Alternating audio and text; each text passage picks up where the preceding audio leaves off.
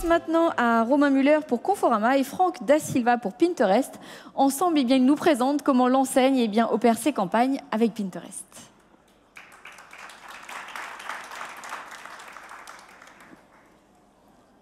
Bonjour. Ouais, merci. Bonjour à tous. Romain, Conforama est partenaire de Pinterest depuis maintenant près de 4 ans. J'aimerais revenir sur quelques piliers de cette collaboration. Vous avez commencé très tôt par créer un profil organique qui génère plus de 10 millions de vues chaque mois. Vous avez ensuite ingéré le catalogue produit de Conforama dans Pinterest pour rendre vos produits disponibles à l'ensemble de la communauté de Pinterest. Tu utilises depuis maintenant un certain temps les insights Pinterest pour créer tes campagnes et pour les adapter, pour les ajuster. J'aimerais maintenant t'interroger dans un instant sur la place de Pinterest dans ton marketing mix digital. Comment tu utilises la plateforme et quelle est ta perception? Mais avant cela, j'aimerais revenir sur un sujet particulier. J'aimerais revenir sur la manière dont on utilise les Pinterest Predict chez Pinterest, mais aussi revenir rapidement sur qu'est-ce que Pinterest. Pinterest, c'est la plateforme de la découverte visuelle que l'on utilise quand on a besoin d'inspiration, quand on a besoin de chercher des solutions, pour s'inspirer sur un sujet particulier. Les sujets sont extrêmement variés. Ça peut être dans la mode, ça peut être dans la beauté, ça peut être dans l'alimentation, la gastronomie, les voyages. Les sujets sont extrêmement vastes. La mission de Pinterest, c'est d'apporter à chacun l'inspiration dont il a besoin pour mener la vie qui lui plaît. Je vais commencer par vous présenter un cas personnel, puisque c'est mon usage personnel de Pinterest. Vous avez ici mon profil Pinterest, et j'utilise beaucoup pour les vacances avec mes enfants. C'est une source d'inspiration extrêmement riche, et mon prochain voyage, c'est dans 15 jours en Thaïlande. Donc, je crée la destination, et ensuite, Pinterest va me proposer des épingles adaptées, et les questions que je me pose pour un voyage, ça peut être quel est le budget du voyage, quels sont les endroits kids-friendly, quelles sont les plages à visiter, quels sont les endroits adaptés pour les enfants. Et c'est vraiment la manière dont j'utilise la plateforme, et je peux la partager en famille, évidemment avec ma femme, avec mes enfants. Et c'est vraiment, encore une fois, un usage qui n'est pas forcément le plus répandu, mais qui est bien adapté pour une famille, parce que voyager avec 3 enfants, c'est un projet de longue haleine. J'aimerais revenir aussi sur l'usage de Pinterest. Aujourd'hui, Pinterest, c'est plus de 400 millions d'utilisateurs dans le monde. C'est même 450 selon nos dernières sources qu'on a annoncé avant-hier lors de nos résultats trimestriels. Et en France, c'est près de 18 millions de personnes qui viennent sur la plateforme chaque mois. Ce sont des utilisateurs qui viennent avec un projet à réaliser. Et les projets peuvent être extrêmement variés. Ça peut être des projets du quotidien, comme élaborer une recette de cuisine. Ça peut être des projets saisonniers, comme préparer back to school avec les enfants, préparer Noël, préparer les fêtes de Pâques. Mais ça peut être aussi des grands moments de vie, comme préparer un mariage ou préparer l'arrivée d'un enfant, comment le nourrir, comment le vêtir. Un chiffre que je voudrais souligner, c'est le suivant. 89% des utilisateurs hebdomadaires de la plateforme Pinterest viennent sur notre plateforme en amont d'un acte d'achat. Donc on a vraiment une notion de réalisation sur Pinterest. On vient sur Pinterest, on cherche évidemment à s'inspirer, on est à l'esprit ouvert, à la découverte, et l'ambition, effectivement, est de passer le stade d'inspiration à l'action, qui est concrètement l'acte d'achat. Les Pinterest Predict, donc c'est vraiment un sujet clé chez nous. On a une position assez favorable chez Pinterest, puisque l'usage de notre plateforme nous permet d'avoir une bonne vision et prédire les grandes tendances de l'année à venir. Chaque année, donc, on sort Pinterest Predict. Sur les 3 dernières années, 80% des tendances qu'on a prévues se sont réalisées. Donc on est assez confiant pour 2023. On en a identifié 27. Donc il y a 27 tendances. Et je voudrais en illustrer juste une seule. Alors ça concerne à peu près toutes les verticales. Mais une tendance qui retient mon attention, c'est douce frange. Je vous laisse apprécier le jeu de mots. On a constaté que les mots-clés liés aux franges avaient explosé en 2022. Et on peut facilement imaginer que différents secteurs vont être touchés. Ça peut être la mode, évidemment, vous voyez les requêtes ici, mais ça peut être aussi la décoration d'intérieur. On imagine tout à fait les franges dans des acteurs de la décoration maison, que ce soit sur des tapis, des couvertures, des oreillers, bref. Soyez attentifs, l'année 2023, ce sera l'année de la frange. Sans plus attendre, je voudrais maintenant qu'on échange avec Romain. Donc Romain, je pense que Conforama est une marque connue de tous. L'année 2022 a été particulière, avec une inflation forte, avec coût des matières premières très élevé aussi. Mais je crois que vous en êtes bien sorti quand même, surtout en fin d'année. Donc quel est ton bilan de 2002 et surtout quels sont les grands enjeux pour toi pour 2023? Alors, bon, Conforama, tout le monde connaît, tu l'as dit, j'espère, peut-être pas. Je vais le représenter en quelques mots. Conforama, c'est un multispécialiste de l'équipement de la maison. On fête nos 55 ans cette année chez Conforama. J'ai vu que tout à l'heure Ikea fêtait ses 40 ans, donc voilà, on est un petit peu plus anciens. On a 6500 collaborateurs, on a 162 magasins. On a un site e-commerce assez puissant puisqu'on fait partie du top 30 des sites e-commerce français. On reçoit à peu près 150 millions de visites par an sur notre site e-commerce. Et puis on a une marketplace aussi qui est puissante. L'actualité récente de Conforama, c'est quoi? On a été racheté en 2020 par le groupe Mobilux, qui est aussi la maison mère de But. Et en février 2021, Olivier Baraille, qui est aussi l'ancien patron d'IKEA, justement, a pris les commandes de Conforama pour lancer un plan qui s'appelle plan Rebond 2025, voilà, qui consiste principalement à regagner le cœur des Français. Vous savez qu'on a une marque qui est un petit peu vieillissante, qu'il faut moderniser. Voilà, donc ça sera notre grand défi pour répondre à ta question. Franck, notre grand défi pour 2023 et pour les années à venir, regagner en considération en préférence de marque.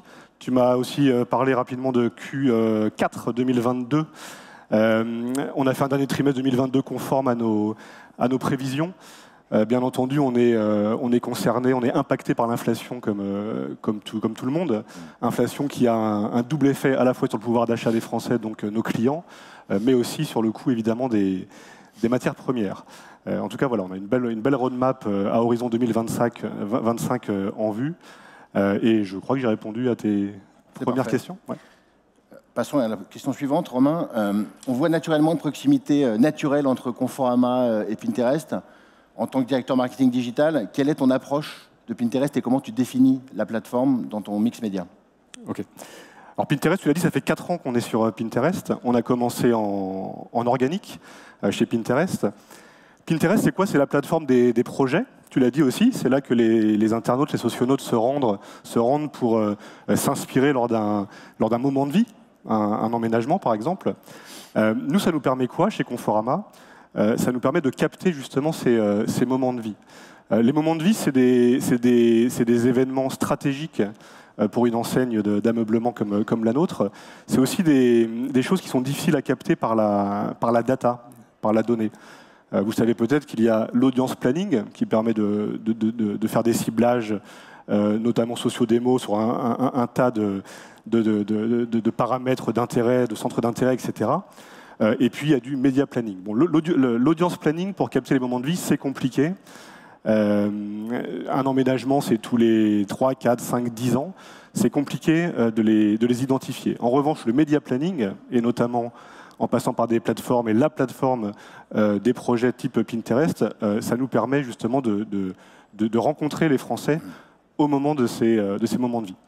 Donc 4 ans en organique chez Pinterest pour les raisons que je viens de vous décrire, et puis plus récemment, depuis mi-2022, on a lancé une nouvelle stratégie paid.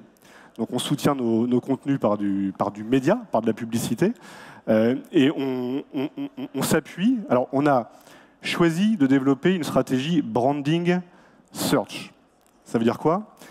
Ça veut dire qu'on soutient, qu'on identifie des thématiques sur lesquelles on souhaite être présente, on crée des audiences à partir des recherches qui sont faites sur la plateforme Pinterest, et c'est là qu'on utilise les outils Pinterest que sont Google Trends, Google Predict. Donc on crée des audiences au format search, qu'on peut rapprocher un petit peu des techniques search de Google, par exemple. Donc on crée des audiences à partir des requêtes qui sont faites sur la plateforme Pinterest, et on pousse les contenus les plus qualitatifs possibles auprès de ces audiences. Voilà. Et donc, je crois, Franck, c'est là que tu veux en venir. C'est dans quelle mesure est-ce qu'on utilise ces outils Google Trends, Pinterest Trend et Pinterest Predict? Alors, si tu anticipes ma question, c'est magnifique. Mais c'est ça, effectivement. Vous avez compris que les insights chez Pinterest sont clés. Donc, on a Pinterest Predict qui permet de donner des insights vraiment à long terme, donc d'une année, recherche sur une année pour définir les grandes tendances de l'année suivante. Pinterest Trend, et non pas Google Trend, ça se ressemble parce que l'esprit est le même. Ça permet effectivement d'aller au sein d'un compte publicitaire et d'un annonceur, d'être beaucoup plus précis dans le choix des mots-clés, dans le choix effectivement de la stratégie digitale et d'aller effectivement beaucoup plus loin sur la performance. Passons à la question suivante, à moins que tu aies d'autres précisions à donner. Non, donc tu l'as dit, Google Trends, ça nous permet d'identifier les thématiques porteuses en fonction du moment de l'année. Ça nous permet aussi de définir nos contenus. Donc un double usage de Google, ça recommence, pardon. Un double usage de Google Trends, ça existe aussi, c'est pour ça le lapsus vient de là. Un double usage de Pinterest Thread. Et puis Pinterest Predicts, c'est disons complémentaire à Pinterest Trend, puisque là on s'en sert pour détecter les thématiques émergentes. Et donc Pinterest Predicts, ça nous permet plutôt d'anticiper et d'innover sur des thématiques à venir. Tu les présentais tout à l'heure à l'écran. Très bien. Il y a un sujet qui est clé pour à peu près toutes les plateformes, tous les marketeurs aujourd'hui, c'est le sujet des créateurs. Les créateurs, la créateur économie, c'est très important et elle est aussi sur Pinterest. Je sais que vous avez travaillé en fin d'année avec 5 ou 6 créateurs qui vont d'ailleurs, ces créateurs ont une expertise de Pinterest qui est extrêmement pointue puisqu'on est une plateforme à part et ils vont aller chercher des insights et des mots-clés et aussi évidemment s'inspirer de Pinterest Predict pour optimiser la présence du partenaire sur Pinterest en organique. Donc Romain, c'est ma question. Vous avez tenté une stratégie organique assez ambitieuse sur Pinterest en fin d'année pour la période de Noël avec quelques créatrices de renom. Est-ce que tu peux nous en parler, s'il te plaît? Bien sûr. Alors là, on voit donc Amélie Workshop, qui est l'une de ces créatrices que tu mentionnes, avec qui on a collaboré pour un temps fort salon récemment. Sur les fêtes de fin d'année, on a collaboré avec une créatrice qui s'appelle Inezeki. Alors ça, le principe, il est simple, c'est de s'appuyer sur l'expertise de ces créateurs, de ces influenceurs, à la fois sur leur expertise. Ils savent exactement comment fonctionnent ces plateformes, quels contenus sont les plus percutants, quels contenus permettent le mieux d'interagir avec nos communautés. Donc on s'appuie sur cette expertise d'une part, et puis aussi sur leurs audiences, leurs communautés sont souvent des personnes qui ont des communautés puissantes sur les réseaux sociaux, dont Pinterest. Donc voilà, donc on met en place de plus en plus fréquemment ce type de partenariat. Ça porte ses fruits puisque avec Amélie, je pense notamment à son dernier post, qui était une épingle carrousel de mémoire, je crois, qui a fait quasiment 1,2 million de vues sur Pinterest. Donc on arrive à des couvertures qui sont larges. 1,2 million de vues. On l'a un petit peu sponsorisé. On parlait de la complémentarité entre les stratégies organiques et les stratégies publicitaires, les stratégies paid. Mais avec un budget relativement modeste, puisque je crois qu'on l'a sponsorisé à hauteur de 700 €. Donc on a des coûts pour 1000 impressions, des CPM très compétitifs sur Pinterest. Là, en l'occurrence, si on fait un calcul rapide, on est à 0,6 € du CPM. Pour ceux qui ont un petit peu de benchmark en tête en la matière, c'est des coûts très, très compétitifs. Très bien. Comme tu le dis, les marques ont la possibilité aujourd'hui de s'associer à des créateurs, mais aussi à des éditeurs qui maîtrisent bien la plateforme et qui vont s'inspirer des insights Pinterest, des Pinterest Predict pour aller construire du contenu qui va être en phase avec les attentes des utilisateurs de la plateforme. Donc c'est vraiment un enjeu important pour nous. Les créateurs sont vraiment présents sur Pinterest avec une spécificité, c'est une maîtrise totale de la plateforme Pinterest. Pour finir notre échange, Romain, j'ai parlé rapidement tout à l'heure des Pinterest Predict. Il y en a 27 cette année. Je sais que tu es assez curieux et que comme tu aimes bien les insights, tu as dû jeter un œil sur ces tendances. Est-ce que tu en as une ou deux préférées que tu peux partager avec nous? Ah oui, alors si tu veux bien peut-être les repartager. Juste avant d'aborder les tendances par rapport à cette stratégie de branding search qu'on a mise en place sur Pinterest, on n'a pas parlé performance en 2 mots, parce que je crois que tu les as, je ne sais plus d'ailleurs si tu les as affichés. Ça nous a permis quand même d'aller chercher des CPM et des CTR, c'est-à-dire des taux de clic très performants, puisqu'on a atteint tu les as là, voilà.